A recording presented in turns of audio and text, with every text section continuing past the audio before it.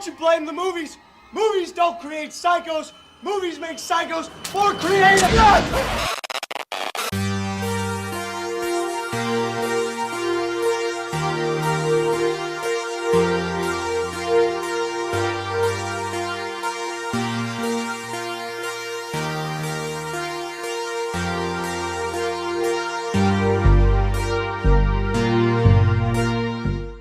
What's going on, ladies and gentlemen? Welcome to episode 49 of the Take One podcast. As always, I am your host, Michael Bish.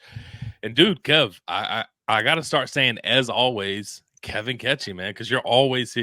Like you are like it, man. The profound co-host of the Take One podcast at this point. But so I just want to say I appreciate you always like being able to come on here and like spending time and talking about all the things, dude. Like it means a lot.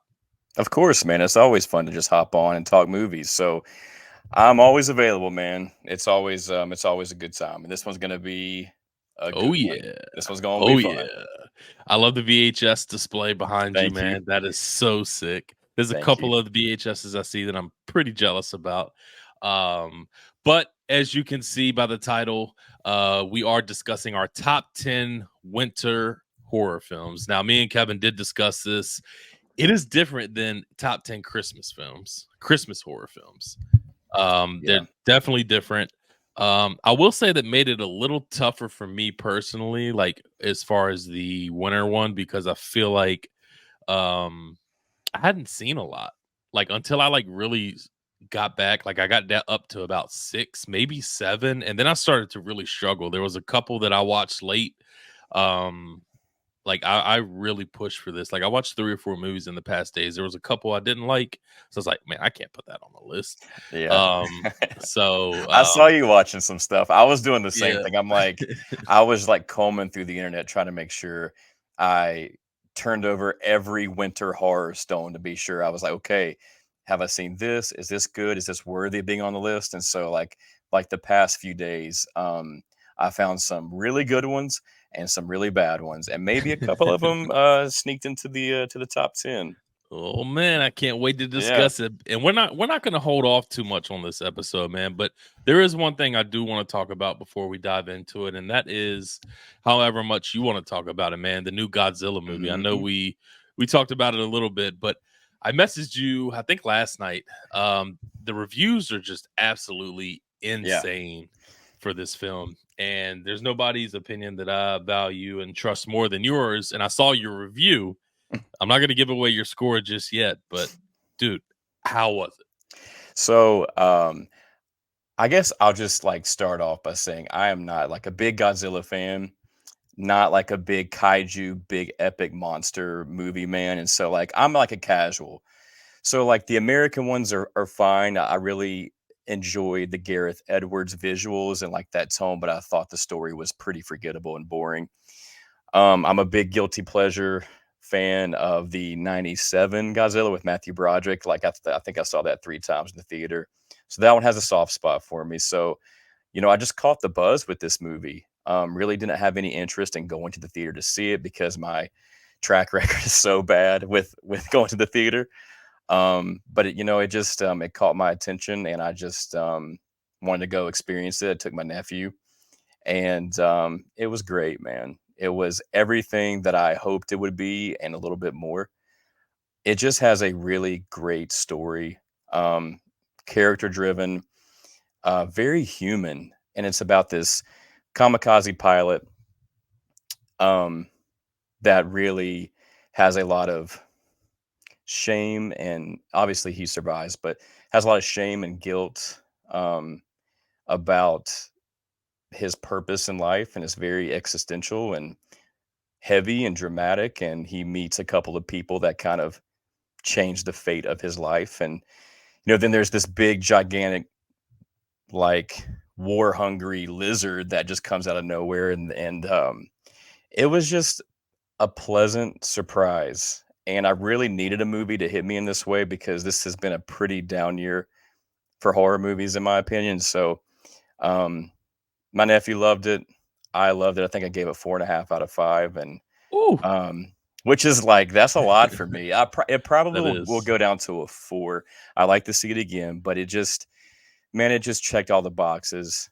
Like I said, had a ton of heart, ton of emotion, and I'm very, very happy and proud for the director who directed and wrote it. Special effects look great. The story flows. So if you haven't seen it, if you're on the box about seeing it, definitely go check it out and give this movie your time and support it. It was great. Dude, I have to go see it. I can't wait to go see it. I'm definitely making time to go see it sometime this week. Yeah. I mean, like I said, like I'm kind of like you. I'm in that same boat. I'm not the biggest Godzilla, King Kong, fan. There's Mm, a couple that I like, couple that I didn't. It's just never really intrigued me to where I wanted to go out into the theater and watch it. Really until now, and that's a lot of that has to do with word of mouth. So super excited. So would you consider this a horror film? yes. Well, it's kind of like in the same vein as Jaws. Like it's this big, sweeping adventure journey with this undercurrent of like humanity and horror. And so Godzilla's actually like scary as shit in this movie. Yeah. He's not like friendly. He doesn't have like an agenda. He's just this monstrosity that just wants to inflict damage and is just pissed off. And the sound design is insane. This is probably like the best monster dinosaur movie I've seen since like Jurassic Park, man. Like the Ooh. way they utilize like Godzilla was really cool. And there's a lot of stuff in it that reminds me of Jaws. There's a really cool scene involving this boat and bombs, and it was cool. It was a ton of fun to watch on the big screen.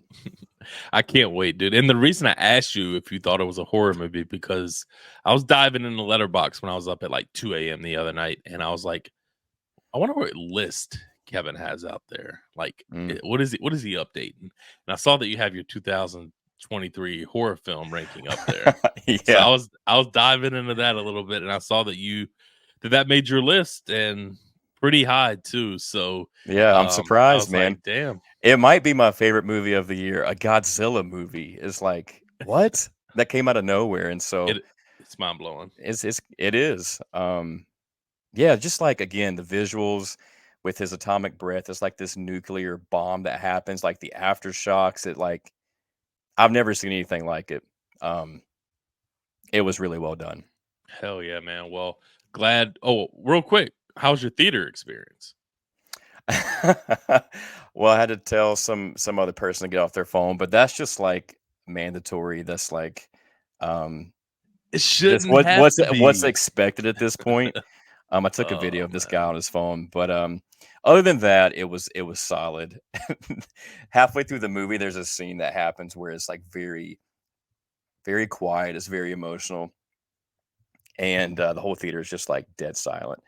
And there's this dude at the top of the row in the back, and he went to sneeze, and he did one of those sneezes where he tries to like cover it up, but it kind of just went like "Fart," like that. And my nephew lost it, and he just like leaned into my shoulder and was snickering, and we were both giggling, and we probably giggled for like 30 seconds, like crying, trying to keep it together. But I had to like suck it up and just like get straight so he could stop. But dude, it was so funny. But other than those two things, it was a good theater experience and we were able to enjoy the movie. But that was such a funny moment, dude. Well, good man. I'm glad you deserve good experiences after all the Yeah, shit that you like go through, dude. It's crazy it is insane. But crazy. all right, let's go ahead and dive into this list, man. I don't want to, like I said, beat around the bush too much. This is gonna be a good one. So a couple lead up questions, man. How hard was this list for you? Because, like I Mm, said in the beginning, it was pretty difficult after I got past six. And then for me, I tried not to include any that I would feel like are Christmas horror movies. I do think I put one in here that mm. is. Um, but I'll explain that when I get to it. This wasn't hard for me. I think I messaged you like the next day, or maybe like a couple hours after you brought the idea of this podcast. I was like, I already got my first six locked. So that came quick. And then I watched a couple new ones and those might have made the list. And then I had a couple that I was going back and forth on that I just had to like figure out if I wanted it in the top 10. Then there was a couple I forgot about. So I would say like the bottom 3 is where I was like struggling, but for the most part, this was pretty easy. I love all these movies for the most part. Hell yeah, dude. Well, let's go ahead and dive into it. As always, we'll start off with you at number 10. Number 10. So this movie, I think everybody's seen this movie. It came out Oh, and in that's the that's that's what I wanted to say. Like some of these movies I'm like gonna go deep into and give spoilers to, but for the ones where I feel like maybe not a lot of people have seen mm, them, I'm not going to. You can do whatever you want, Kev. It's totally up to you. But with that being said, just letting everybody know now, there will be spoilers to some, if not all, of these movies we talk about. yeah, So, I'll give like a warning if I'm going to spoil something, but for the most part, I'll keep it spoiler free. So, number 10 is a movie that I have a big like love hate relationship with. Like, I think the aesthetic is right up my alley. It's dark, it's gothic, it's gritty, it's very cold and isolating. It is 30 Days of Night with Josh Hartnett and Ben Foster, and it's a vampire movie that takes place in a town called Burrow, which is like in northern Alaska. And once a year, they lose sunlight for, I believe, like a month, a couple weeks at a time. And so it's like a perfect, scenario synopsis for a vampire movie, and it looks great. My biggest issue with this movie are the vampires. They're very like they're they're very piranha like, and they're just not scary to me. They just feel like people impersonating vampires, if that makes sense. I think like Count Chocula is more scary than these vampires. Um, but it's got a cool story. Like it's just I feel like it has to be on this list just because of the aesthetic and the visuals. Big Josh Hartnett guy. He's really kind of blossomed over the last couple years as a more serious actor. So it's always good to see him in movies. Ben Foster, that's what I wanted to talk about. He is kind of like this henchman to the vampires, and he kind of brings this warning of what's to come, and they lock him up, and he kind of gives like this weird spider-like crickety performance where he's like sheriff's kid, just has this weird voice going on. I wish they would have utilized him more because I think he is the best part of this movie. I get that he's like the henchman, he's kind of like the Igor to Frankenstein to Dracula, whatever. But I kind of wish he was like the Barlow-esque vampire instead of Danny Houston, who plays the lead. But it's a fun one. I feel like it's a must watch this time of year. that's a good choice, and I think that have a good feeling that may pop up on the list on mine down the Mm, line. And there's things that I agree with you wholeheartedly on that I'll touch yeah. on as well. But um, for me, number 10 is a movie that I kind of have a love-hate relationship to. I feel like a lot of people overhype it in a sense. Um, but for me, I thought it was okay, and then I rewatched it again. I thought, all right, this is pretty good, which is usually odd for me because for the most part, I'll watch a movie and I'll fall in love with it more than I really do, and then when I rewatch it, it kind of dials it back. But for this one, I kind of liked it more the second time around, and that's um, 2019's The Lodge. Okay. This is a movie that Yeah. that I heard honestly nothing about for a while. I think I watched it for the first time last year. And I was like, okay, it's a pretty solid movie. But when I revisited this movie, probably a few weeks ago, when I started like thinking about like this is a topic that I wanted to discuss. Um, when I think about like winter movies and cold months and um like the psychological aspect of a lot of these films that we're going to talk about and that made the list. I feel like The Lodge, obviously, basically for those who haven't seen it, it's about this family that goes kind of like on a retreat Hmm. to the house really out in the middle of nowhere. It's a dad, his two kids, and the new stepmom, I guess, or girlfriend. I think it's girlfriend. I don't know if they were married. Have you seen it? I've seen it once. Yeah. Okay, I think it's the girlfriend. Hmm. And obviously the kids are very how most kids are to their step parents at first, not very liking to them or attached to them, and that kind of changes over time when they're there. But anyways, the dad ends up leaving, and crazy things start to happen with the girlfriend and her past. Things start to come back from her past, and it's kind of a psychological isolation type of film. And I just thought that a lot of the scares in it were pretty good, and just the overall creepiness and the Yeah. isolation part is kind of what got me. So for me, number 10 is The Lodge. Yeah, I've only seen it once. I need to go back and revisit because that's a movie that like keeps resurfacing on like social media. People seem to really, really love that one. It is a slow burn. They do. It's Very very slow. isolating, kind of psychological horror. It's got the main kid from It 2017 that plays Bill. I remember it was okay to me, but I Yeah, think the aesthetic and the setting is perfect, and so I need to go back and revisit it and give it another chance, but that's a good one, man. I think that one made my, honorable mentions.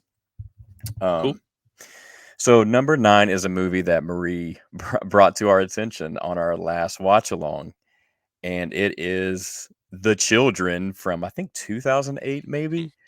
Um, I never heard of this movie, never heard anything about it, and it's about these 2 families um that get together at an upscale British estate to try to get some family bonding and celebrate like the holidays with each other. And once they get there, one of the little kids comes down with an illness. And then soon after, the other children start to develop these weird things that are starting to like affect their personalities. And so, um, I mean, all kids are evil anyways, but this one really surprised me, dude. It is really well directed. It's really well shot, a great script, and the performances are so good. Like the main girl, her name is Hannah Tointon or Toynton.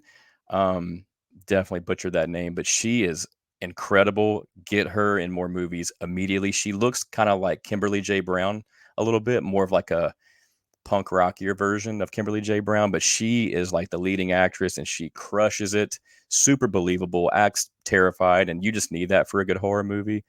Um, the structure, the directing is like white knuckled inducing, and the kids are just mean as hell. And there is some nasty things that happen to the parents, and it's just a good time, man. And so, if you're looking for a movie that is kind of like Children of the Corn, but way better. I think this is probably like the king of killer kid horror.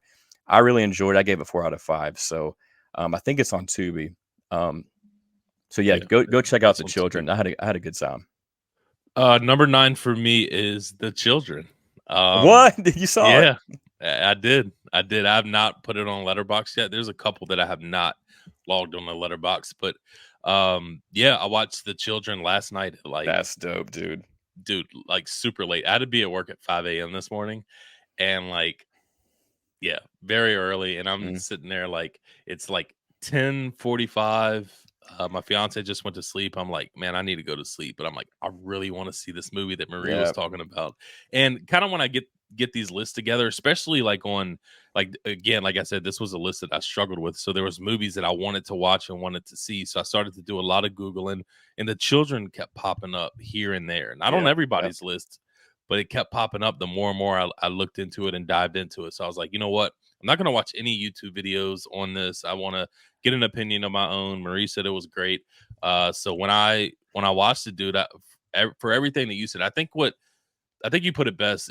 I enjoy it way more than Children of the Corn. Like I Hmm. agree with you. This is the king of children horror and whatever you want to call it. Like Yeah. it definitely is. It shocked me too because I was like I'm just like when I watch movies like this, I'm like, where have you been?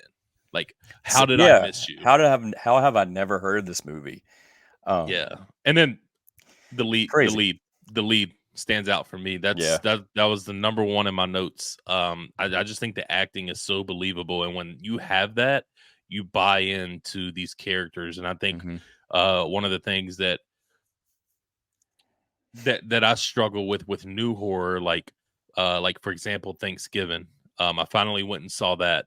I thought it was a good solid slasher, but I mean, I gave it 3 stars, but the reason that I didn't give it higher is because I didn't connect with any of the characters. Right. And I just think that that's so important and something that's kind of lost today, especially in horror films, these blockbuster horror films at least. So I just thought that that was huge for me. So yeah, The Children came in at number 9. Yeah, well said. I'll touch on that just a little bit. I'm the same way as you. I can I can watch a good slasher, a good horror, and just have throwaway characters like Friday the 13th is fine. That can be good fun, but in order for it to like really grip me and get my attention, I need to be invested with the characters, the story, the villain, all of that. It's all important to me, and so that's what The Children did. And like the cinematography, there's some cool scenes where like the kids are just running in the background super fast, like blurred Yep. out. I Mhm. just thought it was a mean, fun little horror movie. So I'm glad it's on your list, man. Number 8 is another movie that made it into the top 10 that I just saw for the first time this past week that I've never heard about in my entire life, dude. And I don't even know. I don't even know how to describe this movie, man. It is a movie called Ravenous from Oh, 1999. I It saw your is review. I saw your review. it is kooky as hell, dude. It's bizarre. It's gross. It's hilarious. It's got a great cast. It's got Guy Pearce, David Arquette, Jeremy Davies, who plays the dad in The Black Phone. He's also Florence and Twister, the greatest movie ever made. And also Jeffrey Jones, who plays the principal in Ferris Bueller's Day Off. And um, Yes. it's so bizarre and weird, but it's got this really great score that's very unconventional and sickly joyful. It's got a bunch of weird things that don't mesh together in the score, but it works for this movie. It's like a cannibalistic horror movie that's also this historical epic. It's also like this weird, dark, satirical, fucked up comedy that touches on manifest destiny and the American dream and how we're so power hungry and we just like that consumes us and we need more and more. And so like it has something to say, but it is like trippy as balls, man. It's kind of a take on the Wendigo and it's got a bunch of things, but the guy that plays, I can't remember his name, but his real name's Robert Carlyle. And dude, he is like this Manson like sinister, bloodthirsty boogeyman. And his performance is some of the best stuff I've seen in a long time. It is out there. Like I said, it's disgusting. There's a lot of cannibalistic things happening, but it's also like so damn unique, man. What a weird, crazy, cool movie that I've just never heard of. And so if you've never heard of this, go watch it right now. What's it on? I don't know if it's on anything. I had Your to review makes me want to rent it's it. it's weird, man. There's like some weird sexual stuff going on in it too, and it's like it's weird. So It's a like weird one. I probably checked out like 10 to 12 winter horror lists, Mm, and I saw that movie only on one list. yep. And I was like, damn, that's the movie Kevin just reviewed like highly of. I'm like, The man, score, the score is incredible, man. I didn't get a chance to watch it, but like I looked at some of the photos and I'm like, is this a war movie? Like I couldn't tell exactly what it was, and I didn't get a chance to like dive into the synopsis or anything like that. Man, it's freaking wild. It's bad shit, dude. Definitely check it out. Bat shit in all the great ways. It is. All right, so for me, I'm not going to talk too much on because I don't know if a lot of people have seen this movie. I was late to the party. This is a new movie that I just watched for the first time. Um and it was I enjoyed it a lot. And it's going to be Let the Right One In. Yeah, that's a good one. Yeah, that's a real good one. And honestly, I didn't even mind the American remake of it. Cuz Matt Reeves's, yeah. yep, I did the actual follow-up. I did the double to it. Nice. I do prefer this one though a lot better. Something about kids and horror movies, it just creeps me out. Like it Yeah. creeps me out, and this one is no different. A vampire movie, but I feel like it's a lot deeper than a vampire movie. Like there's there's a lot that I could like really dive into. I think the relationship between the two kids obviously starts off very nice, and you know how that goes over time. But I just think Yeah. with Oscar and his whole story is just absolutely wild. And it was just a movie that I'd never honestly heard of or thought was kind of or was never on my radar, and it was just a movie that literally popped up on everybody's list. So I was like, this is a movie that I have to watch. I thought the cinematography was really good. It had a gritty kind of look to it. And it's just something that again, a movie that I was introduced to for the first time 3 or 4 Mhm. nights ago. And yeah, I mean, it's sitting here on my on a top 10 list. So it's one that I enjoy, and it definitely had to make the list. That's a good one. I haven't seen it in a while, but I like both movies. But I'm with you. I definitely prefer the original. It's really sad too. There's some things that happen to one of the kids that is Yeah, it is. kind of insinuated. That's just really messed up. But it's just a movie that It's sad from the that jump. yeah, yeah, that just doesn't get made anymore. It's such a unique story, and um, yeah, I'm glad it's on your list, man. I didn't even think about that one. Totally blanked on that, but Yeah. yeah, I'll have to watch it. If you Um, yeah, I was about to say you should revisit it. I yeah. was thoroughly impressed. Number 7. So this is where I swapped one out. Um, so originally I had The Good Son with Macaulay Culkin and Elijah Wood and the mom from the Santa Claus. And Yep. then this movie came like bobbing back up from my subconscious from like nostalgia. I couldn't believe I forgot about this one. It is The Edge with Anthony Hopkins and Alec Baldwin. And it's more of like a realistic survival horror movie, more of like a drama thriller. And so, if you guys haven't seen it, it's about Anthony Hopkins' character named Charles Morris, and he and his very young, beautiful wife, who's a model, go on a surprise trip to Alaska for his birthday, along with um, his wife's photographer, who's Alec Baldwin. He's this fashion photographer. And there is some weird tension going on between Alec Baldwin and Anthony Hopkins because he's very flirtatious with Anthony Hopkins' wife. So there's like this undercurrent of tension and like they don't really trust each other. Well, they're there and they just decide to go on like um, this little trip to meet this hunter. And so Charles and Alec Baldwin's character and a couple other guys go on like this one engine little plane, and the plane crashes in like the deep Alaskan wilderness, and they have to like, survive. And the good thing is Charles is like this, billionaire with this bottomless level of like infinite knowledge. So he's very intelligent. He's kind of obsessed with like do it yourself survival um stuff like that. So he's just very well versed in that.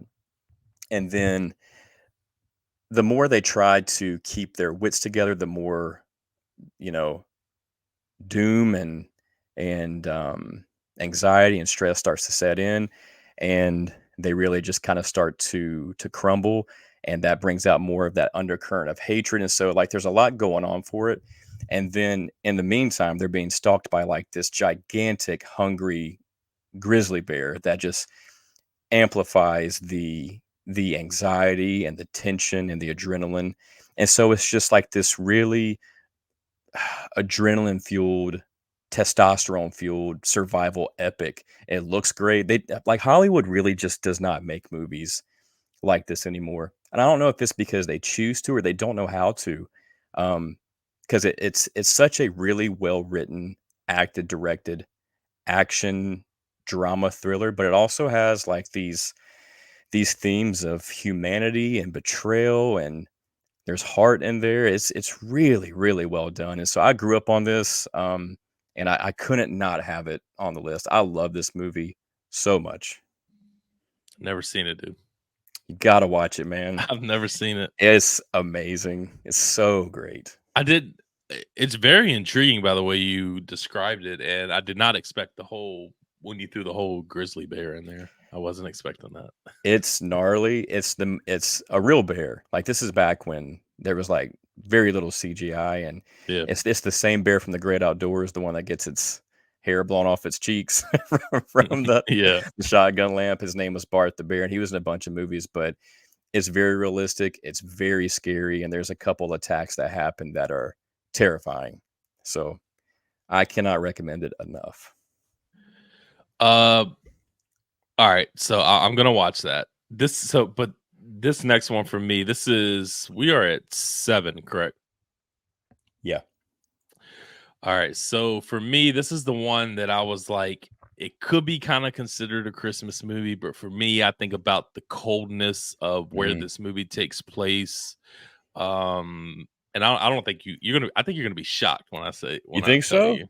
I Oh, think man. so because I feel like not a lot of people like this. I feel like a lot of people think it's kind of corny, and I get it. But it's gonna. You ready for this? Mhm. It's number 7 on my list is P2. Oh, I've seen Um, P2. P2. It's like a fun watch. It's not like the Yeah. best movie ever, but there's something about like movies that I feel like something to do with like survival. Like Mhm. when your survival skills kick in, when it's just and like the tension that is built in this movie like is just crazy because I feel like we all have like whether you're leaving the hospital or the mall or wherever, but you're walking in the parking deck late at night, like you get those vibes. Yeah, your I don't guard's care what up. yeah, I don't care what anybody says. Yeah. If you haven't seen it, it's about a businesswoman who stays late at the office on Christmas Eve. And that's why I said I feel like it could be considered a Christmas movie because it takes place on Christmas Eve. But I just think about her basically, obviously, she leaves super late, and there's a security guard that is obviously manning the building, manning the parking deck. And he ends up long story short, he's obsessed with her and ends up tying her up, Yeah. and she gets loose, but the parking deck is shut, so she's got to work her way out of it. And it's just like this dude, this corny ass. It's so yeah, he's It so corny. is. He's such a He's so cornball. he is, and it's just like he's just like you can run, but you can't hide, and it's like I don't believe him at all. Like you're not cool. Like, Mhm. but something about this movie still gravitates me, man. It's just a fun watch for me, and I was like, I don't know if I should put it on the list. A I lot of cannot people are gonna. believe it's on number 7. I know, Um, but I I love it. know. A lot of people love this one, man. I've only seen it once or twice. It is really corny, but it's It fun. is. It's It got some cool is. Christmas vibes. It's different. It takes Yeah. place in that parking lot, and And I just yeah, think it's fun. about I just think about the snowy vibes when she's like in the lobby waiting for the Yeah. cab to pick her up, and the coldness that she endures in the parking deck, obviously with it being Christmas Eve. So it's more I would say more along the lines you could say of a Christmas horror movie. But Yep. yeah, dude, number 7. Number 7. I think That's getting that's gonna be the crazy, shock of my man. list. Getting You're getting crazy out crazy, here. getting crazy with the stick. We're at number 6. I don't think you've seen this movie, man. I I I never heard of this movie until a few months ago, and it is The Black Coat's Daughter. Have you seen this movie? No, I have not. It's with Emma Roberts and Kiernan Shipka. Um, it Mm-mm. is bleak as hell, bleak as they come, icy as they come. Watch this in the pure dark in your room with no distractions. Even turn the AC on, get it real cold and dark in your room. So the movie is about these two girls, and it follows both of them, but it's two separate stories. So Emma Roberts plays this girl named Joan. She's kind of this troubled girl who's on a journey in like the dead of winter to this prep school where Kiernan Shipka's character is at. But there's like some weird supernatural forces that are happening while she's there. She's kind of so she's there because she had to stay put with her friend for a couple reasons. I won't say why, but they're basically isolated there. And it is a really interesting take on possession and the effects that it has on its host. I've never seen a possession movie like this. It's very, like I said, very bleak. It's very sinister, but it's also like really sorrowful and sad and depressing. It's got satanic worship. It's got boiler rooms. It's got beheadings.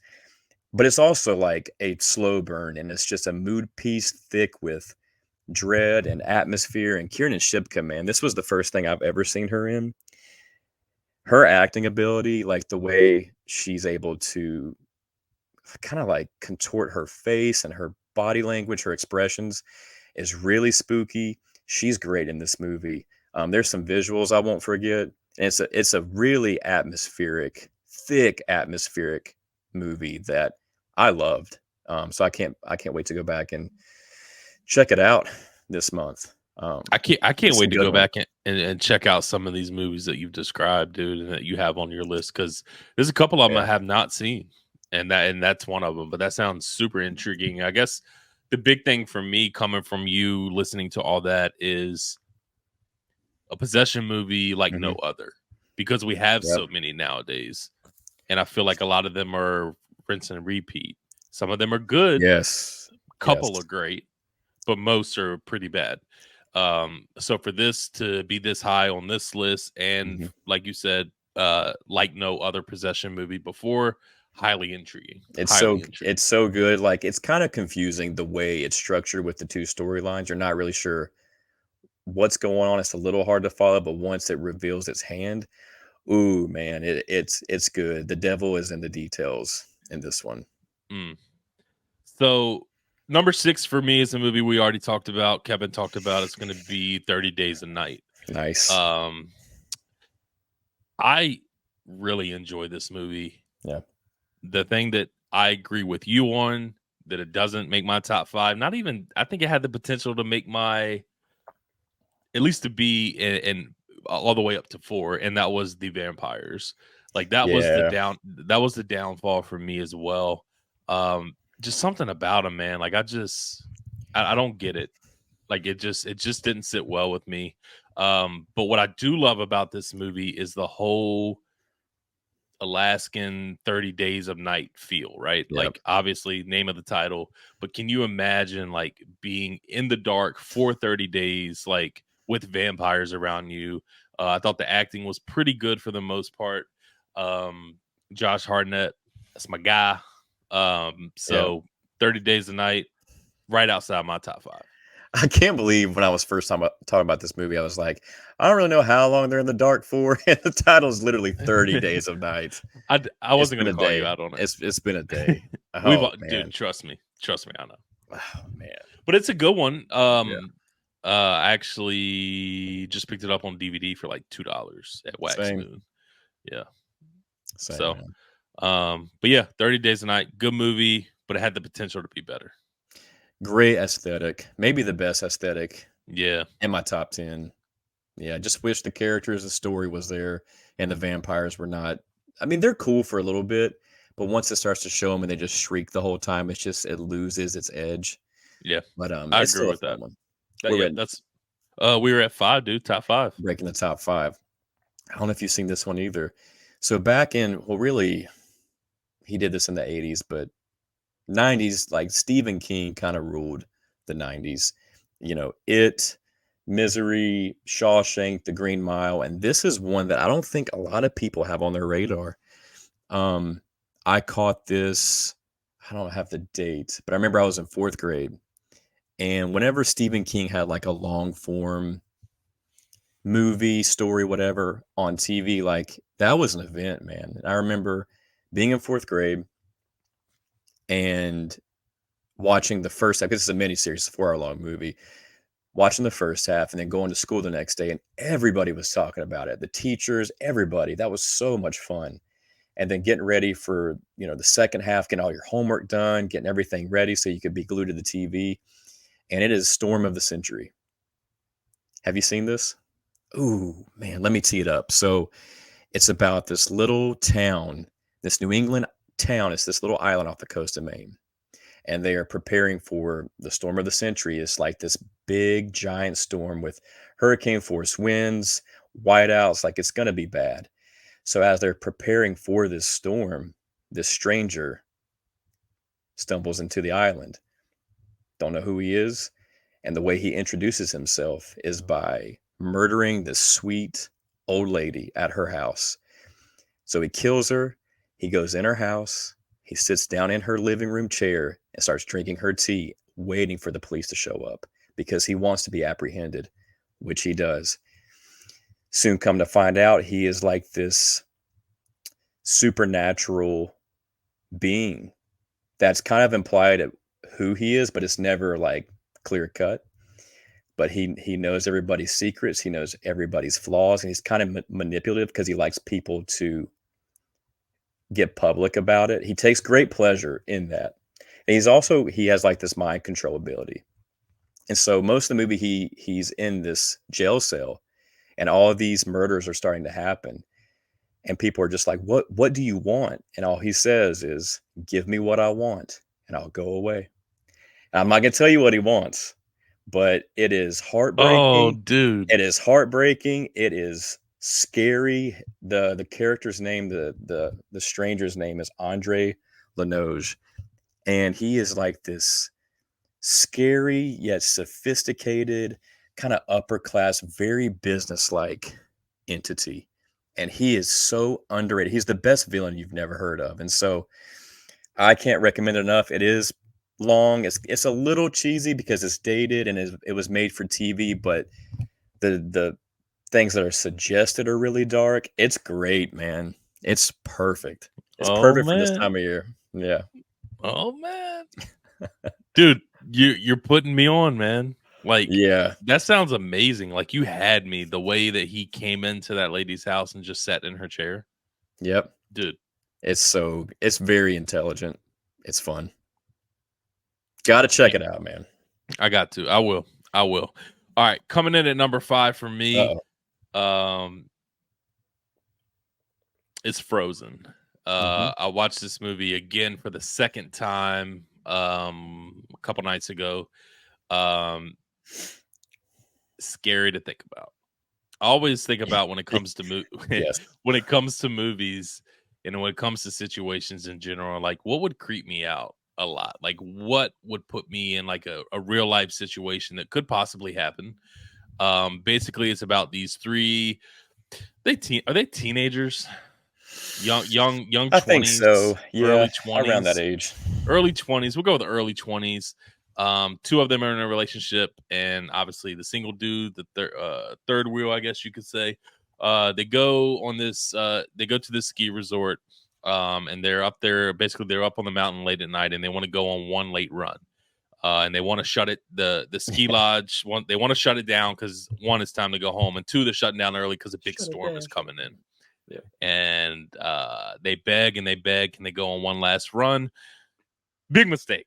Big mistake. They go on one last run, and when they're going up on the lift, I'm not going to tell you everything that happens, but they get stuck up there for certain reasons, and they're just stuck there for days. It's terrifying.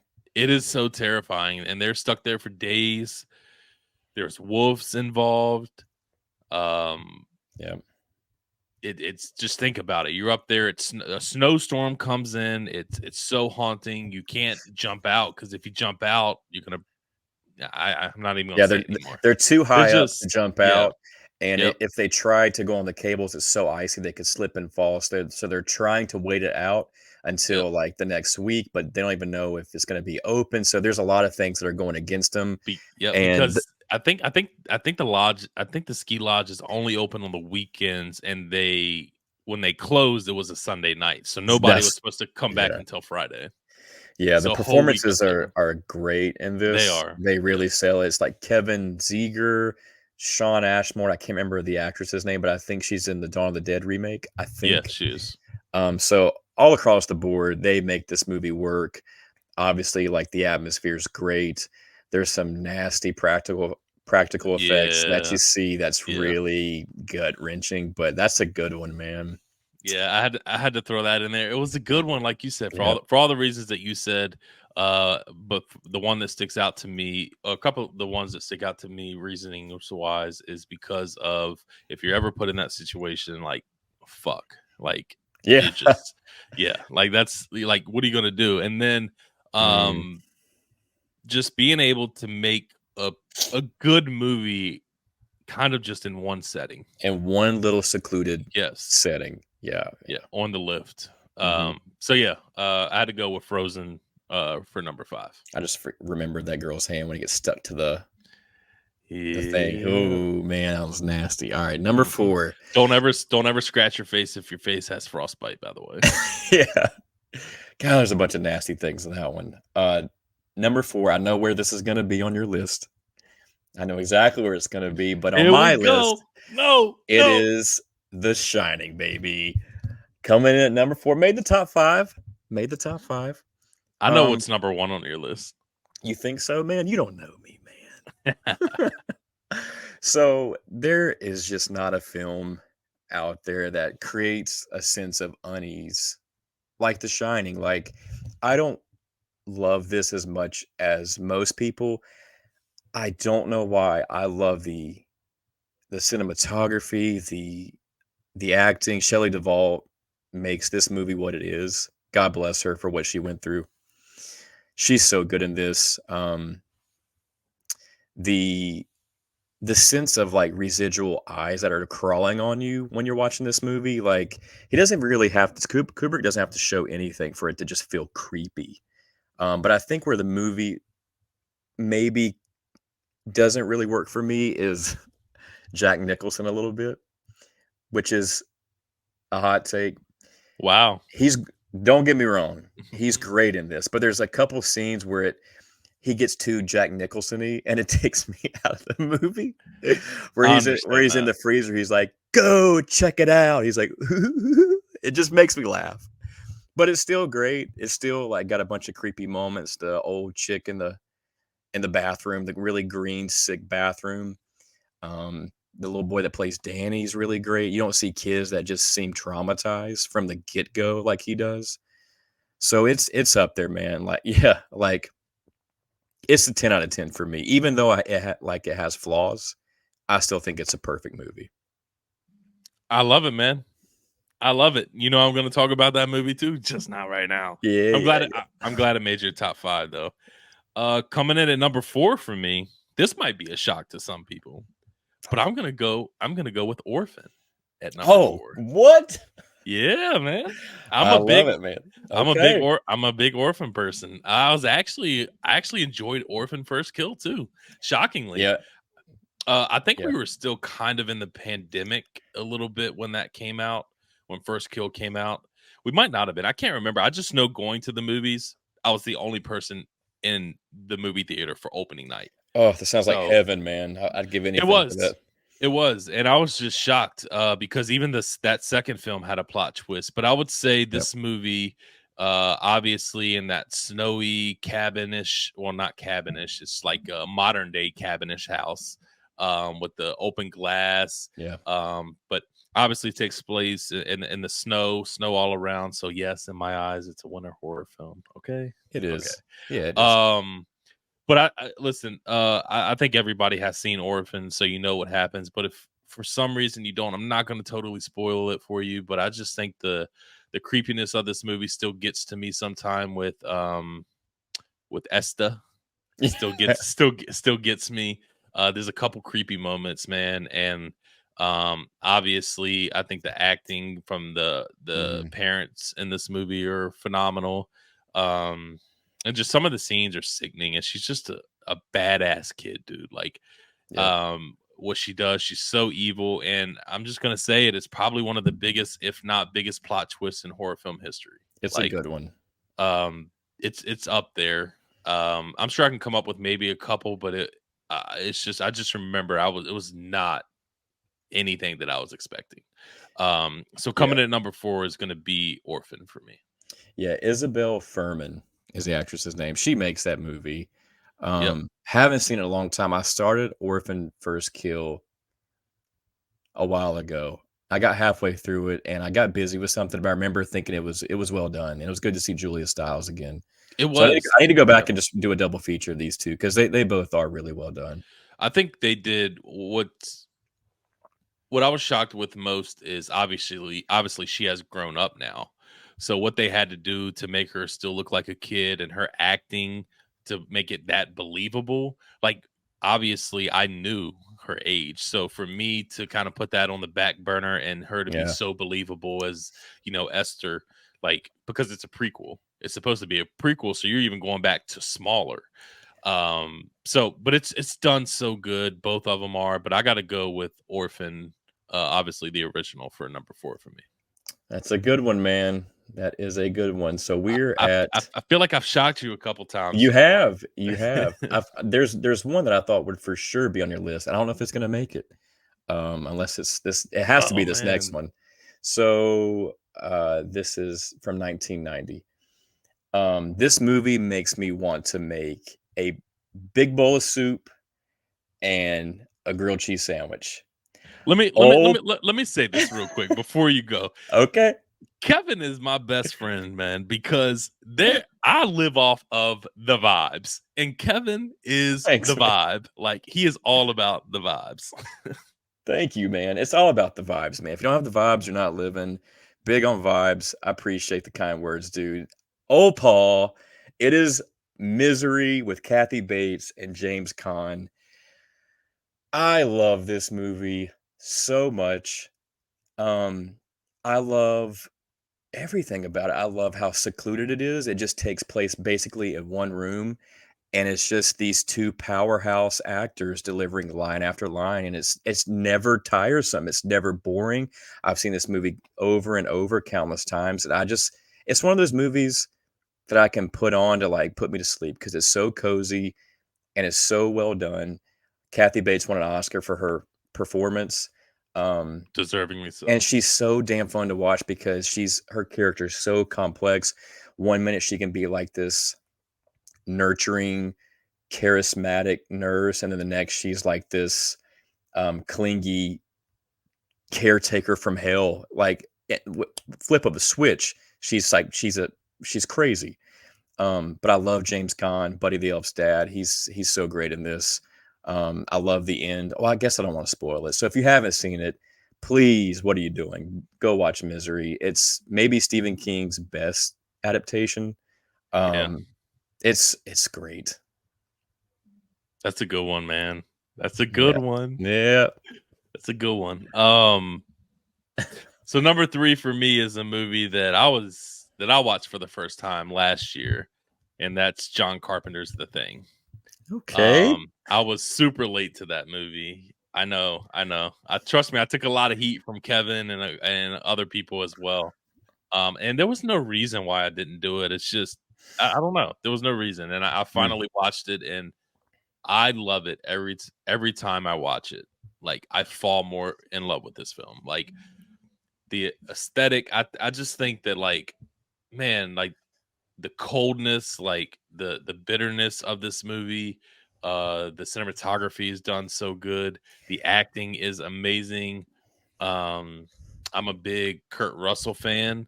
Yep. He did phenomenal in this film. uh just everything about The Thing, I love it. So yeah, number 3, man, The Thing. Yeah, that one's good, man. That's a good movie. That's another one of those movies. It might be the best whodunit movie ever. Um, Oh, 100%. Like, even like when you know who the thing is, it's still so damn fun to just see it all unfold and to kind of guess, even though if you know what yep, happens. That's another one of those movies like Misery I can just put on every day of the week and never get bored with it. It's like a cozy blanket. yep. Um, And that theme song, man. yep. Mm, It's just so good. hopeless feeling. Yep. That's a good movie, man. I'm glad we talked about it. Number 2, man. Ooh. Oh, we'll get crazy. Um, it's a Christmas movie. It is a slow roasted visual feast of a horror movie. It is Bob Clark's Black Christmas. Had to be on the list. Could have been number 1. There you go. I think it's hilarious that Bob Clark, the director of A Christmas Story, like maybe the most beloved, iconic Christmas movie of all time, also directed this movie that is like equally festive and warmth, but it's so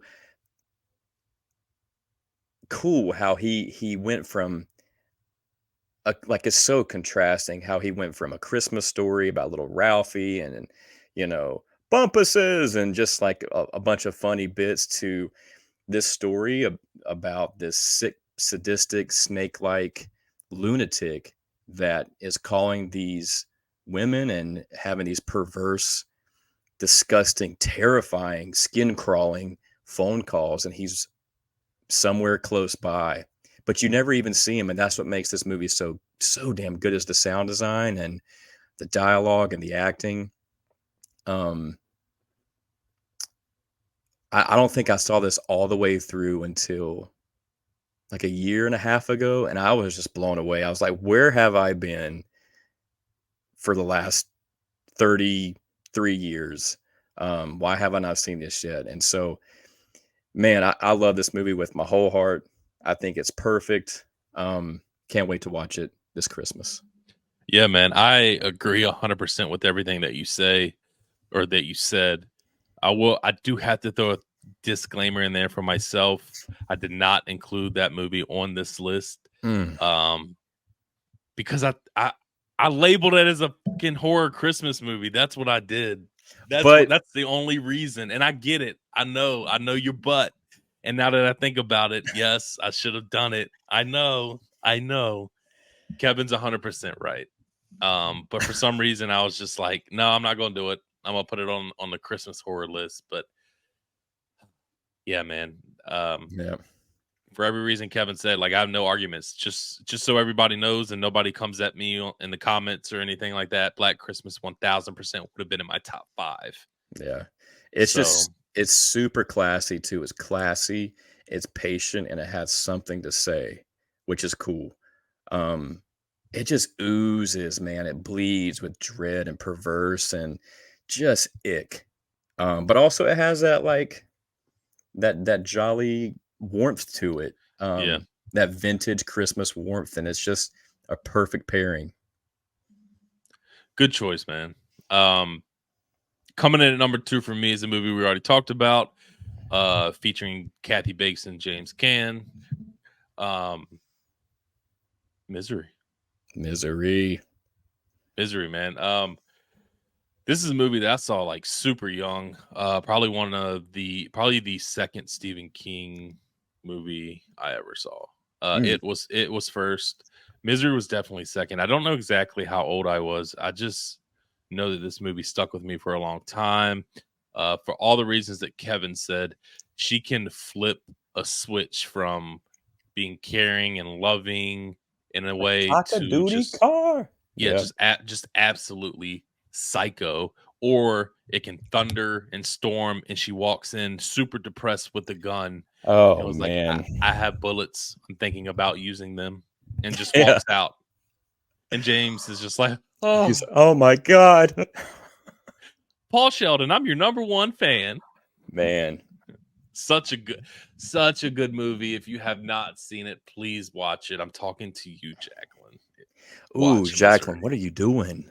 Yeah. Oh, such a good movie, man. And I love everything about Misery. Like I just think overall it's like Stephen King's like best of the best. Like even though The Shining is my favorite, like Misery, the book, like I love like the artwork on Misery, the book. That blue lighting on the book, like it is gorgeous. The VHS, like so gorgeous. Everything about Misery is just like a 10 out of 10. So Misery, for all the reasons that Kevin said and I said, number 2 on the list. Definitely, man. 1990 will always have my heart. That will always be number 1 for me. But I think Misery is number 2. Just like it's so much fun. It's creepy. It's scary. It's smart. It's funny. There's a ton of details in it. It just never gets old.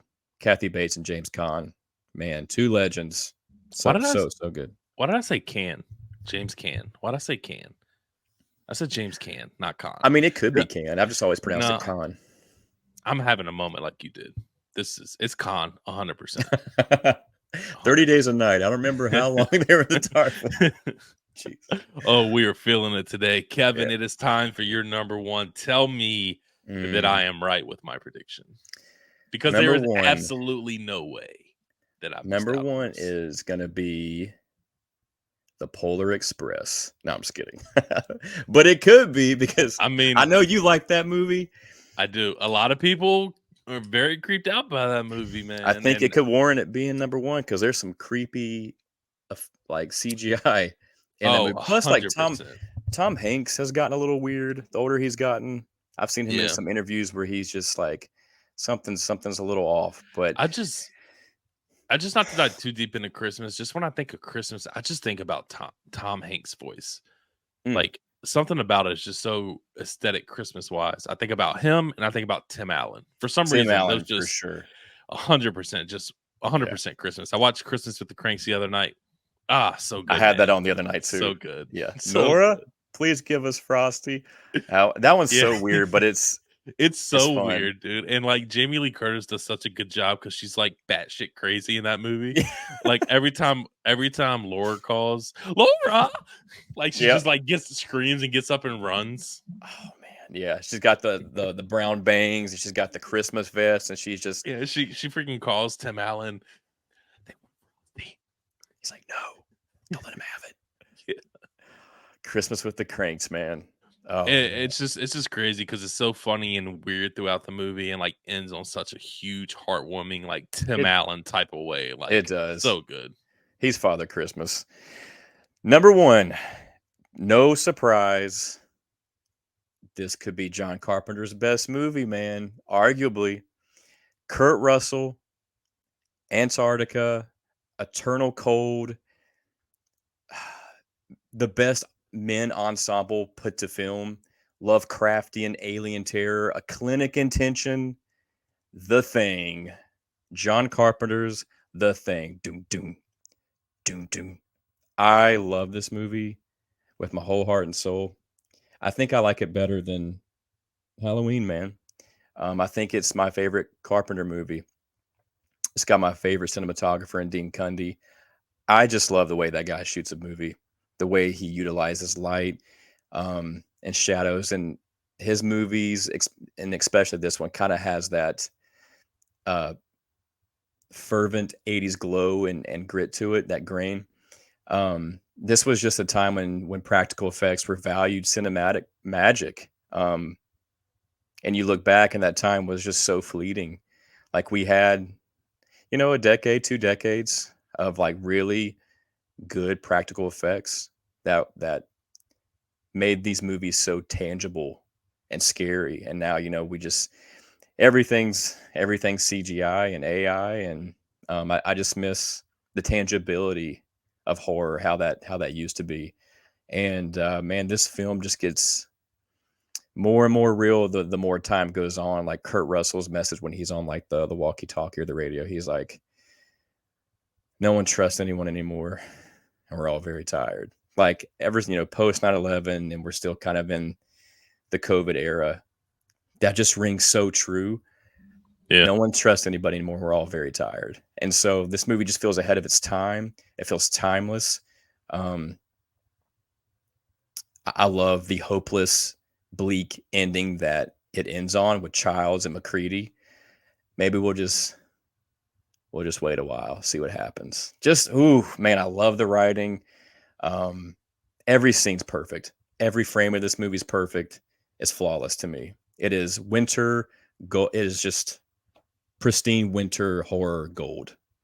It is. It is by far. And like just you humming that theme song like gave me goosebumps. Like I don't, again, like with the way you felt about Black Christmas, I don't know what took me so long to see this movie.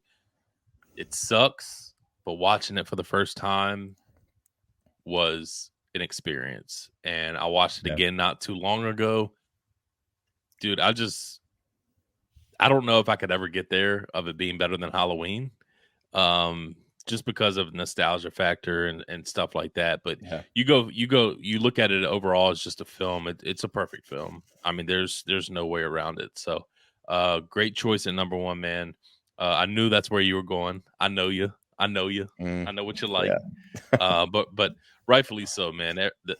It's phenomenal. It's a global, the thing is a global icon still to this day, and rightfully so.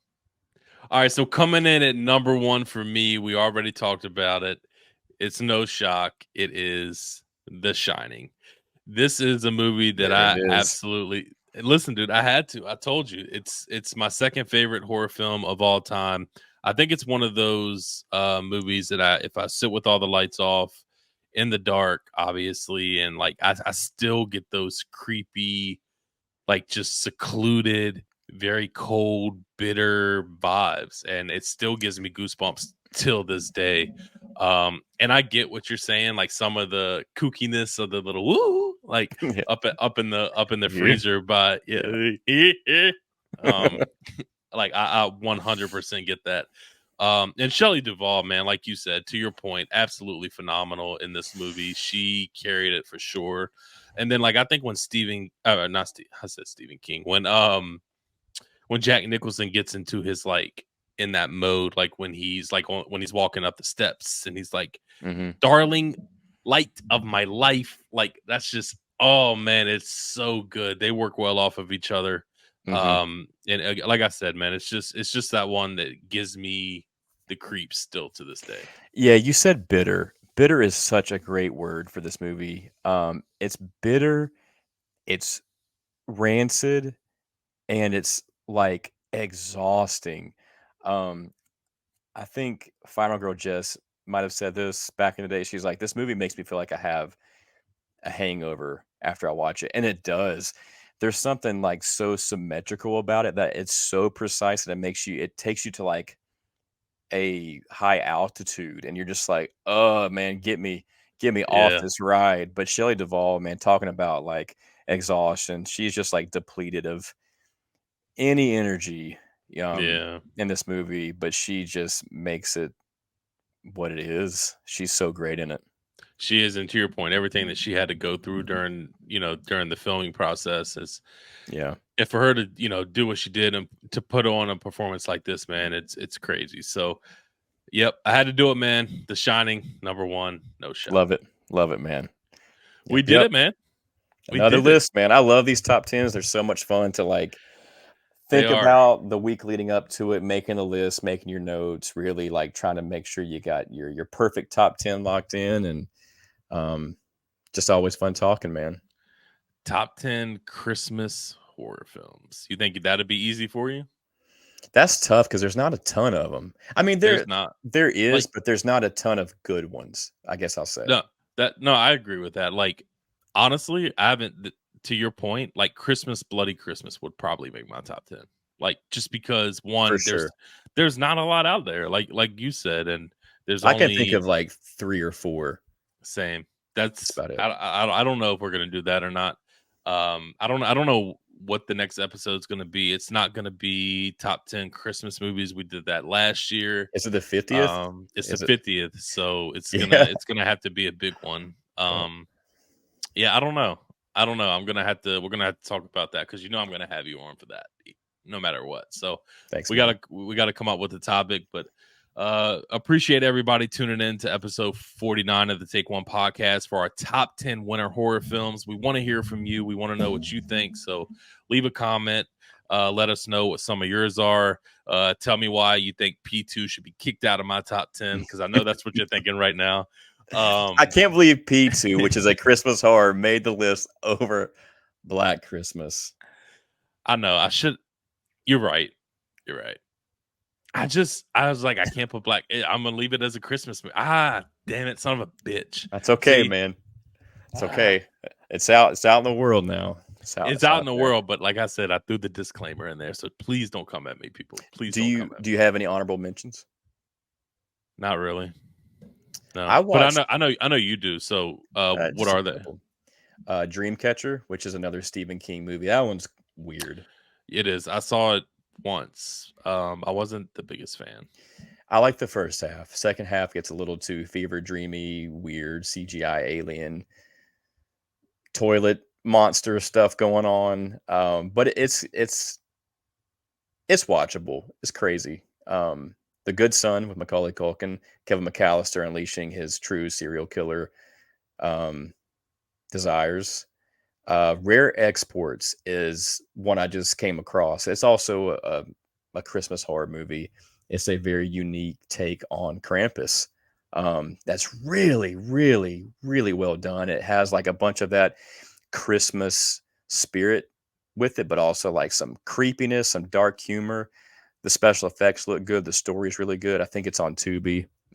Really recommend that one. That's a good one. Better Watch Out is a fun one, and Inside is also Okay. a good one. I think that's it. Kevin is a Krampus hater. Hate that Everybody. movie. I thought it was going to be on your list. That's the one I was like, I'm surprised it's not. That's one that hate Krampus so much. That's one that'll be on my that would be on my Christmas one. But you didn't like kill it. I think you gave it 2.5 stars, which isn't the best, but if you're thinking about out of 5, that's average. You know what I mean? It visually it's good. I like that's fair. I mean, that's hard to argue. Yeah. I like the production design and the creature design, but I think the story is ass. I think the characters are bad, and it's just boring to me. It's just one that like is a chore to watch. My nephew wants to watch it because he's getting big into Krampus and stuff, so I probably have to revisit it. But yeah, man, do it. yeah, I thought it was I'm good. not about Krampus. Oh no. Mm-mm. All right, man. Any last words before we wrap up here?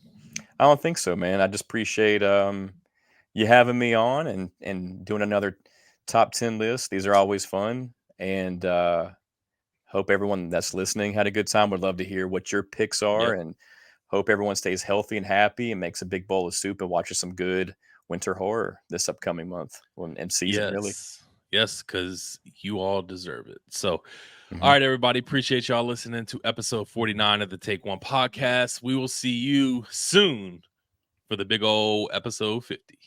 So, take care. Yeah, don't know what's coming. Take care, everybody. Have a good one.